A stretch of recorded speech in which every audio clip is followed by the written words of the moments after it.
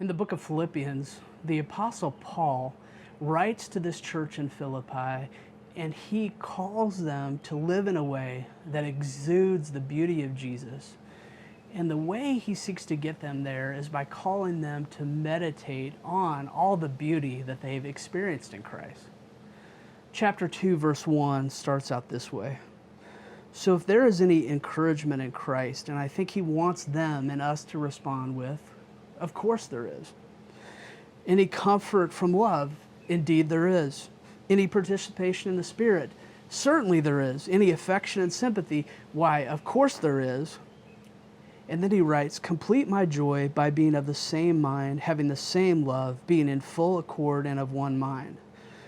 So he says, make me joyful and make the Lord joyful by living in unity. And then he goes on, do nothing from selfish ambition or conceit, but in humility count others more significant than yourselves. Bring me happiness, Paul says. Make the Lord happy by walking in humility with one another.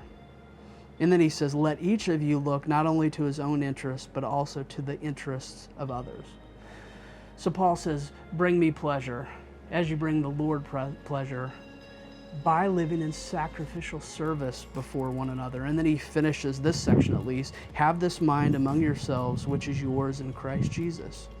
So think of yourselves in these ways. Meditate on the beauty of Jesus and what he's done and what you've experienced in him, and then let that shape the way you interact with one another. In other words, look like Jesus looked. Walk like he walked. Now we're in a day and age, of course, where there is very little of those things, right? Unity, wow, things are bad, it seems, in the world, in the church. Humility, not looking good. Service, not so much of that going on right now. That's the world that we're in. But he calls us, the people of Jesus, to look different. To, as he's going to say later on in chapter 2, to shine like lights in the world. To shine through our unity, through our humility, through our service.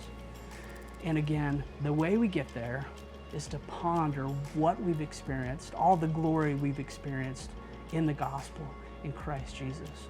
So the next time you get ready to post that status update, or you have that conversation with a friend, as you ponder an issue going on in our culture, something that people are struggling with, stop, breathe, reflect on the glory of the gospel, reflect on what you've experienced through it, and then pray, Lord, help me live in a way that is a good response to that. Would you join me in that, church?